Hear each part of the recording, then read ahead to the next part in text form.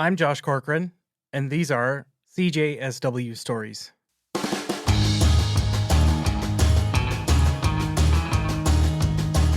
CJSW Stories is a show about the people behind the mic and behind the scenes sharing their stories of making great radio. Our guest today is Kerry Clarke, host of Alternative to What? When did you first get involved with CJSW? I came here August 11th, 87. I was in Victoria. I was at CFUV, and I actually applied for the program director job here, and I got an interview. And what I remember, and maybe I'm skipping a step, but I remember being at my job there, which was at the Ministry of Food and Agriculture, doing basically word processing. But I was the volunteer program director at CFUV, and I had applied for this job, and I'd also applied for a job in Montreal. And I didn't get an interview there, but I remember them just calling me up at my desk. I don't remember them setting an advance time, but they must have, because you don't normally do that. And there were like 5 people on the phone and me, and I sat at my desk and everyone was looking at me answering these questions about the CRTC and things. And I think they were thinking, aren't you just a word processor? And they phoned me back literally like an hour and a half later and said, you have the job. And I thought, I don't really want to move back to Calgary, but I'm doing this job as a volunteer in Victoria. And so I said yes, and I flew there on the Thursday and went to a station meeting, and then I drove the following Tuesday, and I started. That's how I started CJSW. And what was that like? You know, just all of a sudden just showing up and being program director?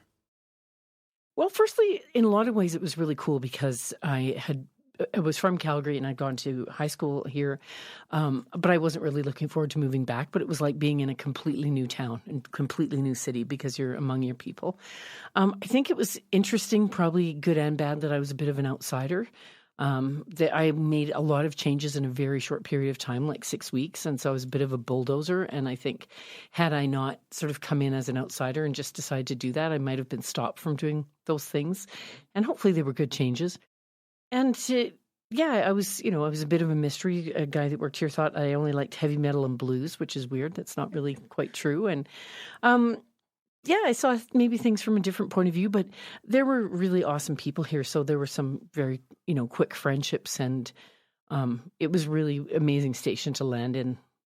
How long did you stay as program director before you moved on? 5 years. I thought I was old. I was like 27. I thought I was too old to be program director. All these kids coming in that were 18 wanting to do kinds of music I didn't know about. But I was program director 5 years. Why have you stayed at CJSW for as long as you have? Yeah, I mean, I love it. I really think that when I went to university, basically, I took a BA in an embarrassing sort of field, and I basically feel like I got my degree in radio because in between every class, I was at the radio station. When I first got involved, when I went there, I had a really good friend from, so I'm kind of giving you a bit of history, but I think this is how a lot of us came to campus radio in a way. So my best friend's brother was 2 or 3 years older in high school, and he had, all the punk and new wave and the Clash and the Cure and Echo and the Bunnymen. And so I thought I liked soft rock because I used to listen to commercial radio, and then I totally got into this kind of music, Elvis Costello. So I went to university with my ghetto blaster and all my taste in punk rock, and some of the people thought you're pretty weird. And then I was listening to Brave New Waves on CBC, and I didn't really know anything about campus radio. And I went in, there was one of the Students' Union buildings that had like the bar and the Cinecenta and kind of the hang spots. And it was like, wow, there's this thing, there's radio, and I can get involved. And I walked in and I got involved, and I feel like it completely changed my university. We used to do shows, and I thought I didn't like No Means No until the light went on one day after about the 5th show, and I realized they were brilliant. And so it really, I basically went from my classes to the campus station. I was taking the full 5 class load, but I was 40 hours a week at the station because I loved it. And so it really, I feel like it's kind of shaped everything with who I am today. And so coming to CJSW, it really feels like home. And what's kept me involved is really amazing people that have, links to the campus, but lots of tentacles into the community. There's so many interesting people from CJSW doing all kinds of things, from, running arts organizations to being lawyers to everything. Like when you look around the community and you think, there's a local publication. It's like, someone from CJ, with a CJSW background. There's someone else doing something cool, CJSW background. And so I love the people here. I think it's still, even though I came from UVic, I will say that CJSW is the best, the most stable, the strongest campus station in the country. It's evidenced by how well we do during the funding drive, how stable we are. Our former station manager, Don McSweeney, used to joke because we'd rent a car when we were at the NCRC conference and just say, oh yeah, we got so much money at CJSW, we're just going to drive the car into the ocean at the rental. So I mean, even then we were seen as a very stable station, and it's just inspiring, like really awesome people. I love still doing a show. I work at the Folk Fest, and some things I discover when I'm here and new albums come to the station, I may end up working with that artist, and vice versa. There's artists that I work with that I end up playing. So there's a lot of kind of overlap in lifestyles, and I still go see lots of live music. I learned so much by being involved with campus radio, so much about music, and I find that people who are involved in campus radio tend to be really dedicated, hardworking people who are good at multitasking. So that's kept me involved, and I've been lucky to have the kind of job that I do, so that I can disappear early every Thursday and come and do a show. It's inspiring. This place is amazing. There's, it's really well managed. There's great staff. What's it like having a radio show for 30 plus years? It goes by really fast.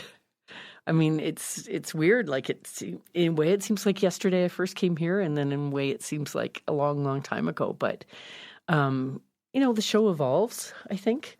I keep telling successive program directors they're allowed to kick me off. I'm not entitled to anything, but I still like it. Sometimes once in a while, it feels a little stale, and then you find some new music and you get kind of juiced again, and you do it, and there's new and old listeners. So it's, develop relationships with them, some of them that text the booth, or the guy from the Netherlands that likes to phone me. So it's still fun doing a show, and it's fun to, I've had lots of really great show neighbors, so getting to know the different people that are around. And I've been back on the board for a number of years, and I think that when you're on the board, it's good to be connected and be in the station and do a show. And why would you choose to run for the board? Oh, I'm interested in the inner workings of the organization. I feel like I have some knowledge of radio and some history to bring, and some involvement in governance structures from being involved with arts organizations, and so I'm interested in kind of being a community member and hopefully helping it stay on the right track. And I mean, I see my main role is to support the staff, as long as the staff are doing a good job, and if they're not, maybe to step in. But I like to be involved on a governance level. I've been on boards and I've been subject to boards, so I kind of feel like I've got both angles. For people that are listening to us right now that want to get involved with CJSW as a volunteer, what's your advice? It's a very welcoming place, so just come on in. And you're going to learn a lot, but you're probably going to bring a lot to the station. So you might think that you want to do a show, and you might get a show one day. But there's all kinds of other things to do. It's really fun. It's inspiring. It's a place where it may influence the rest of your career just from what you're involved in here. Like I say, there's people that have gone on from CJSW, not necessarily because of CJSW, but they're often really driven people. But it can introduces you to a lot of different things. You can get involved in news. You can learn a lot about music. Basically, we're running a really significant arts organization here that's a hub for the community. So I would say walk in the door. Everyone's welcome. And you'll be well trained. And you may learn about lots of things that you didn't know about, and you also put a lot of your skills to use. Would you say that CJSW has had an effect on your career choice? Oh, 100%. I don't think I'd be doing what I'm doing if it wasn't for campus radio. Starting with CFUV, because I got involved in music. I learned a ton about music. And so now I'm the artistic director of the Folk Fest, and I 100% wouldn't have had that career path if it wasn't for campus radio. So I feel like, and when even going to UVic, I feel like I got a degree in radio, really. Like, as I basically went to class and then I went to radio. I learned way more being involved in radio, and it was really satisfying because you're in school and you have maybe you have a paper, you have an exam. The sort of rewards are really far down the line, whereas the rewards for radio are really strong. I messed up a lot. I did interviews that were way too quiet and they didn't work out. I had someone on that wanted to talk about the Hungarian Revolution, and I didn't know much about that, but I sure wanted to talk about South America, which I thought I knew a lot about, and I kind of bungled that. And you learn a lot as you go. You learn about you learn about doing research and learn about music and technical things. So all those things I think led to what I'm doing now. For sure. And do you have any absolutely crazy wild stories that come to your mind right now? One time someone decided that it was a good idea for us to crash the Stampede Parade. So we got a bunch of painters coveralls, just the cheap white ones, and painted them all up and joined the parade, and we're throwing stuff out to people. We took us about half an hour to get kicked out of the parade. That was kind of fun. It's not too crazy a thing to do, but and then there were really cool things. I remember I did an interview, or a former station manager did an interview with Fugazi. That was really awesome. They played up at Mac Hall and they came down. I think that's some of the cool things. It was nothing to have Blue Rodeo or Fugazi or whoever just wander through the station. Like the number of artists that we've had come in and do interviews at the station is really amazing. Some of the other crazy things when I was program director, there was a guy who was very mild mannered, and his name was Perry, and he was doing a Friday night show. But I was pretty strict about the CRTC regulations, and you were supposed to be doing specialty shows, and he wasn't doing anything specialty, and so I ended up kicking him off. And he kind of had a temper tantrum, but this was quite unusual for him because he was very mild mannered, and he did it and made a big deal of he nailed himself in the booth, and so he didn't tell the people who were on before or after him. And he basically did one of those, he was on for 3 hours. But again, because he was such a he wasn't a crazy, wild and crazy guy. It wasn't like he jeopardized our CRTC license or anything. But it was just one of those things where it's like, okay, you go and you do your 3-hour show and nail yourself in the booth.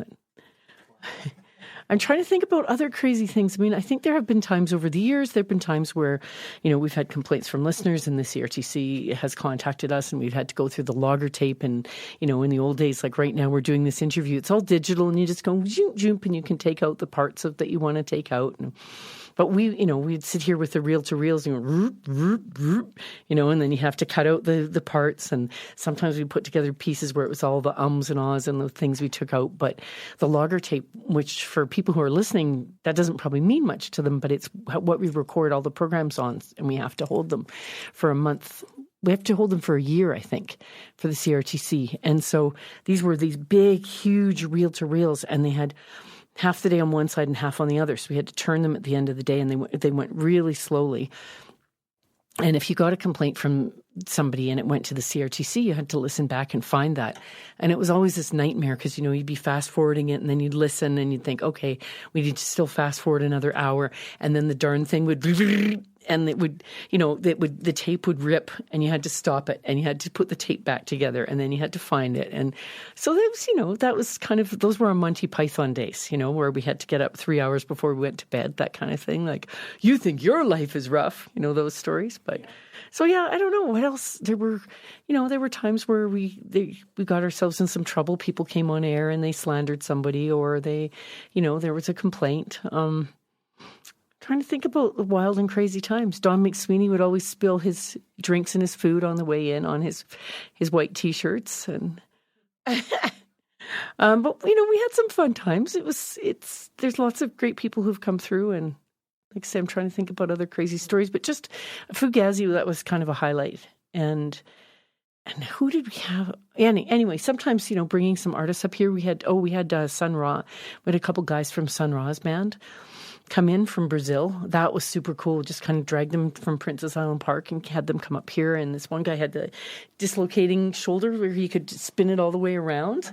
And he had like just a mohawk, and he had like just one long ponytail, and they came up and played the Beyond Bob instruments. And so lots of really cool, crazy things like that, like really inspiring times where we've had musicians come in, and probably some really amazing authors. And I haven't talked much about the process of training, but It's fairly regimented process nowadays, but what was it like back then? I think it was similar. I think that we trained people on the board.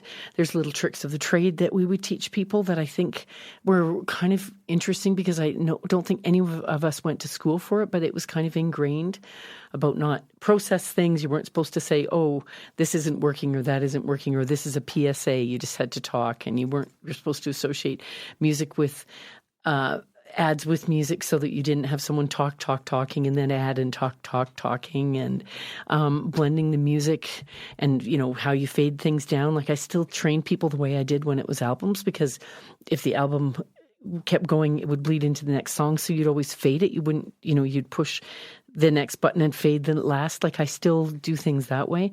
So I think the training is still pretty rigorous and, conflict of interest and libel and slander. I don't know if all those things are taught, but I feel like we made sure we taught all those things to anybody who was on air, and that those things were clear. And so I feel like it was pretty rigorous, but there's also stuff that was pretty casual, and there's some people that got trained pretty quickly, and some of them were really good right away. Some people are just naturals. What are some of the standouts that you can remember training? Well, I'm responsible for Chad Saunders, and I'm pretty proud of that. I put Chad Saunders on air and Jet Thunders, and I'm pretty proud of that one. And there's, we all had some fun when Chad was on air, and he was doing his Scottish accented bad movie reviews, and we all he'd have the door open and he'd be standing so far back from the mic because he'd be yelling, and we'd all have to be way out in the hallway because we were laughing so loud you could have heard it in the mic.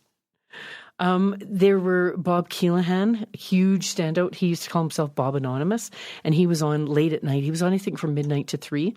He and this other guy, Rick, and you would sit in your car and listen to them talk 15, 20 minutes. Bob would say, ridiculous things like, if, phone in and tell me the name of what I should call my show, and I'm going to stand on my head until the blood rushes to my head until you give me the name of the song. And he'd talk about the blood, like you honestly would believe he was like doing that.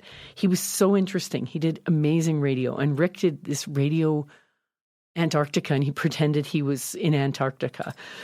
And some people actually believed it. And I think Rick was living at the station for a while. There was one of the studios, and Rick was hanging out there, and his socks didn't get washed a lot. So you're touring people through the station. You'd say, Rick, you can't leave your socks in here. But, I would say Bob Anonymous.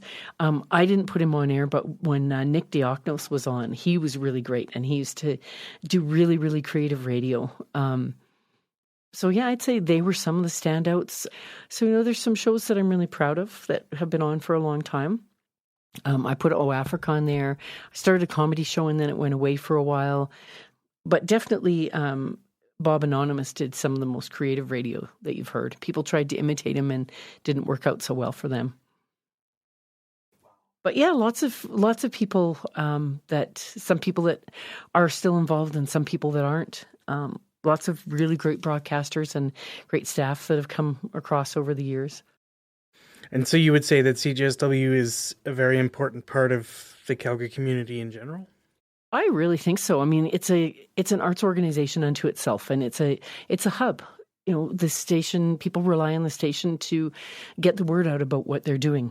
And, we had experiences where we would put on shows and with bands that we didn't think were very well known, and we really promoted the heck out of them, and lots of people came because people are really listening. And I think that it's that community when people have access to someone who's in the booth and can respond to their texts.